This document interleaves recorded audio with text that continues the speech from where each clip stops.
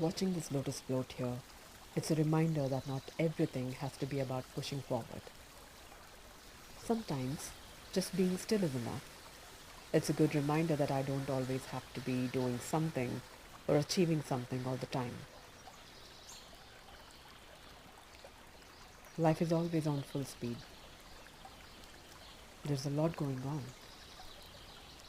But sometimes it's worth just stopping for a second, even if it's just for a second.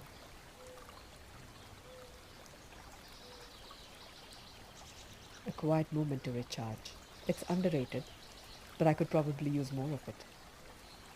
Just a note to self, really.